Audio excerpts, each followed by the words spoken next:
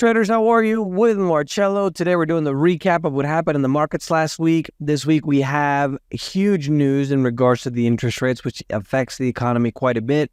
We have a solar storm that caused blackouts in Australia and Asia. And this actually has happened before with a storm that took out the entire electrical system in the world. I'll let you guys know about that as well. And a little bit of news about not so global warming. Let's go ahead and get started.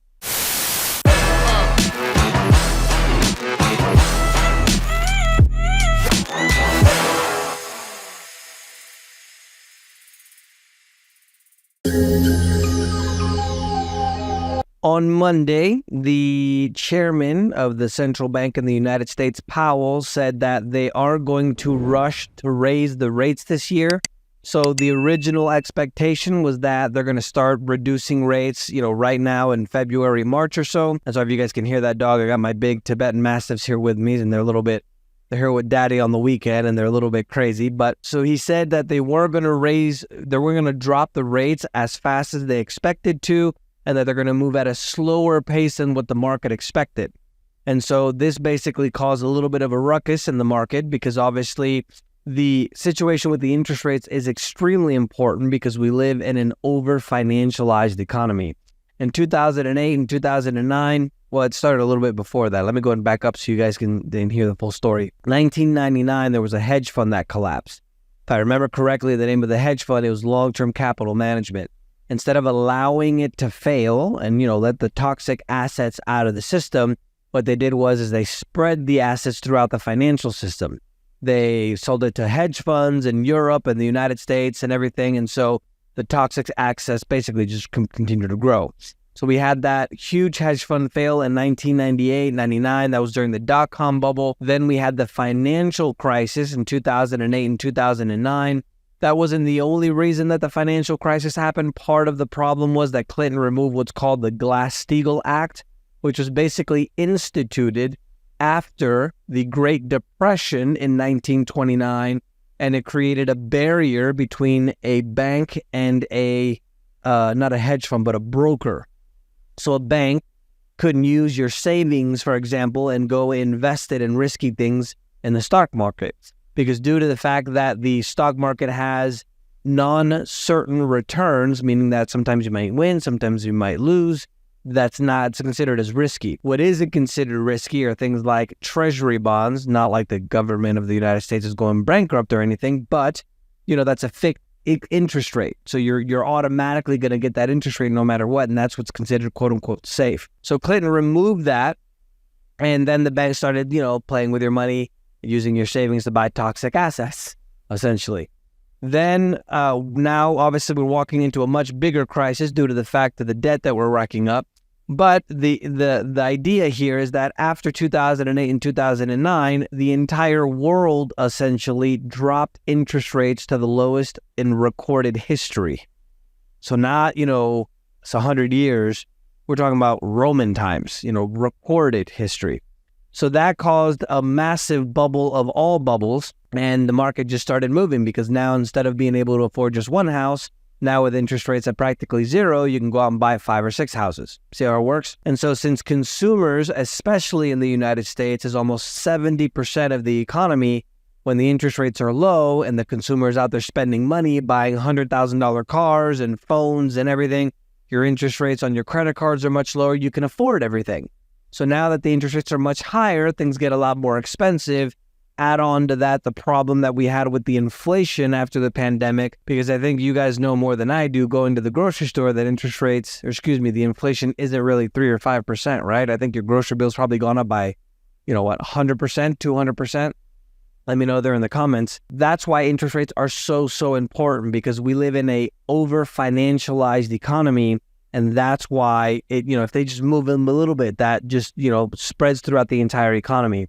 And since the United States is still the biggest economy in the world, let's go America, that affects the entire world essentially, right? NVIDIA, the stock, is now worth more than the entire Chinese stock market as well, according to a study that was done. They've actually been on a tear. If you don't know, NVIDIA is the one that's making a lot of these advanced chips for artificial intelligence. And one of the things that I read was that they are using artificial intelligence. They're using AI to actually design the AI chips that the AI is going to use, which I thought was pretty funny. So thanks to that news about the interest rates, the markets in the United States and Canada just soared to the upside. The S&P 500 hit its 9th record close, hit 5,000 for the first time ever. And moving on to a little bit more sour news, there was a huge explosion on the sun that caused blackouts near Australia and Asia.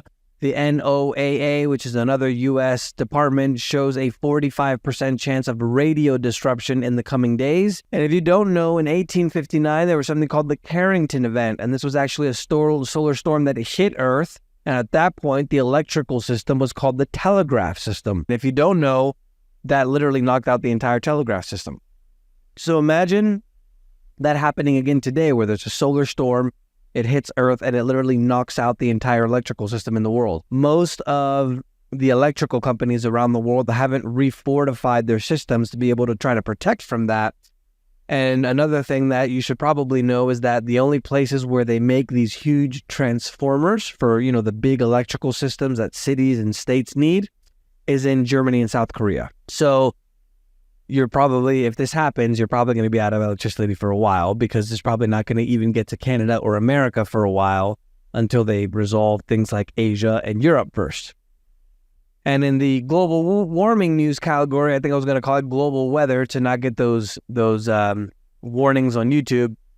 A thin layer of ice formed over the Adriatic Sea. The Adriatic Sea is the one to the right of Italy, to the left of places like Montenegro and Croatia. And this is the first time that it was observed at least a quarter of a century ago. So they're talking about the Earth is warming in record and blah, blah, blah, blah, blah since recorded history. Because remember, they're only taking temperatures for 100 years or so. But there's ice forming in some of the same places where they're saying that there's record cold or record warm. Just throwing that out there. Overseas market news, the European markets are mostly mixed. Istanbul was the biggest winner there. Latin America, those markets were mixed as well. The Merval in Argentina went down by over 16%. Africa and the Middle East was mixed. Saudi Arabia went up by more than the others at 2.42%. And then the far East, Asia, Australia, that area, we had the Shanghai market in China going up almost 5%, even though those markets were mixed as well. Bitcoin and crypto, not a whole lot of crypto news for the most part. Bitcoin finally got a little bit of movement. It went up this week 9.62% to $47,216 as of Saturday morning. It's probably changed a little bit since you guys watched this video. And in commodities, cacao prices reached a record high. This is thanks due to the drought in most of the Western African nations, the 3 African nations that produce the majority of the cacao. If you guys don't know, cacao is a plant that gives you the fruit that allows you to make chocolate and other sweets. So most likely going to see an increase in price in a lot of those chocolates now due to the fact that the prices of cacao have gone up to record highs. Israel has rejected a ceasefire in Gaza that's causing oil to go up. If you guys remember, the Houthis, which are the terrorist group in Yemen, which are shooting the tankers with oil, and all the other tankers said that they're not going to stop until they stop in Gaza. That's part of the reason why oil went up quite a bit. Oil went up in the U.S. 6.30% to $76.84, while Brent went up over 6% to $82.19. One of the things I found really unusual, I don't want to kind of get into the politics of, who's doing what and why, but the war for anybody is horrible. But what I do find a little bit interesting is why everybody in the world, in the Middle East, is so mad at the people in Israel and what they're doing to the people in Gaza, while there's Muslims in China that are in concentration camps, but nobody says anything about that. Isn't that interesting? Gold went down 0.75% to $2,025.40. Silver as well went down 0.26%, $22.69. I like to do these videos because I always try to explain why it works. If the central bank, the chairman Powell, said that they're not going to they're not going to lower rates as fast as everybody thought, that means that they're going to stay the same, which causes a demand for the dollar, which means that the value of the dollar goes up, which means that all of the raw materials that are listed in dollars goes down in value because they have an inverse relationship. That's why, for example, gold and silver went down. Financial and banking news, Delinquencies on credit cards surged in 2023. The New York Fed, which is an office of the central bank in the United States, said that it's an indication of financial stress. Remember that almost 70% of the economy in the United States is consumer spending. So if the consumer is having financial stress, that means that the economy is most likely going to have financial stress. The delinquencies went up by 50% in 2023, and the debt swelled to a record $17.5 trillion. And the central bank in China also unleashed liquidity into the market since the economy in China is not doing very well. They unleashed $17.5 trillion into the Chinese economy. The banks are actually chasing factories to try to get them on these cheap loans, but they've been squeezed out by bigger rivals. And one of the things that's interesting as well is that the consumer prices in China fell to the pace at which it dropped fell by more than 14 years in January. So the rate at which it went down is the most that it went down from 14 years. And if you think about what 14 years was, I believe that was 2009 crisis. Let me do the math here. Yeah, 2009 crisis. They're revving up pressure also as policymakers are doing more to try to revive the economy on the low confidence. Their production prices are going down as well. And if you guys don't know how economies work, governments don't want prices to go down. They want them to go up because they can charge more taxes. Political news, Bukele, which is the president of El Salvador, won in a landslide. Democrats have opened a federal investigation into RFK because you got to play by the rules unless, they're doing the same thing to Trump as well. And the Biden administration classifies Martha's Vineyard and other elite enclaves as, quote, low income to get the EV charger subsidies. So money for thee, but not for me.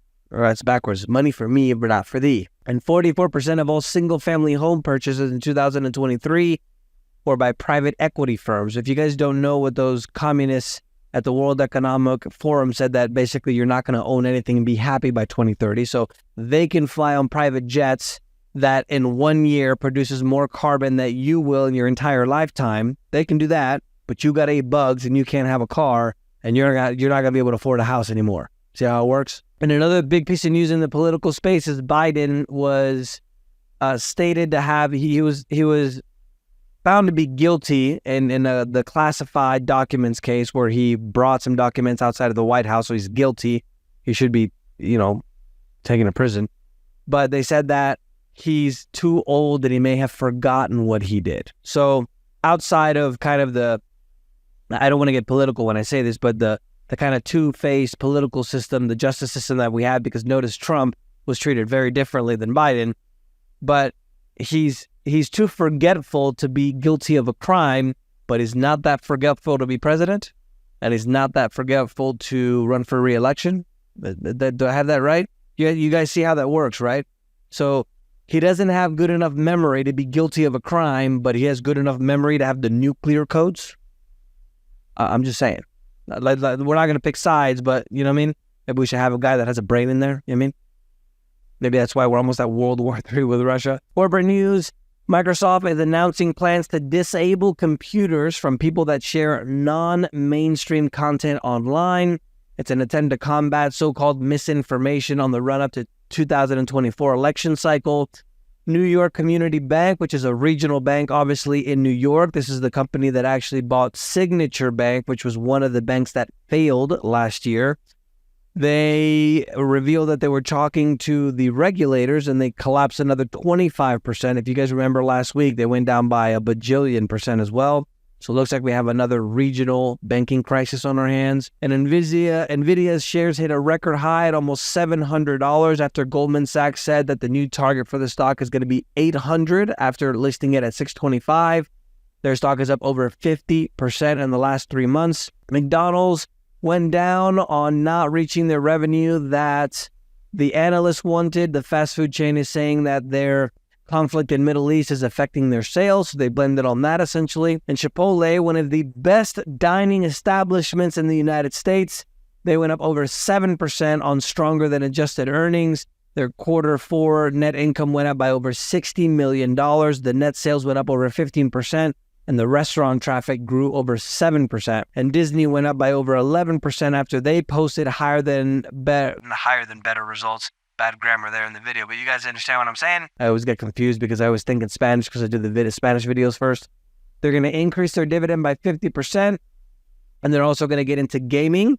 They invested $1.5 billion in Epic Games, which is the maker of the very popular game called Fortnite. And they're going to try to develop games with their intellectual property, Marvel, Star Wars, Pixar, all of that. They're going to also launch an ESPN streaming service in 2025.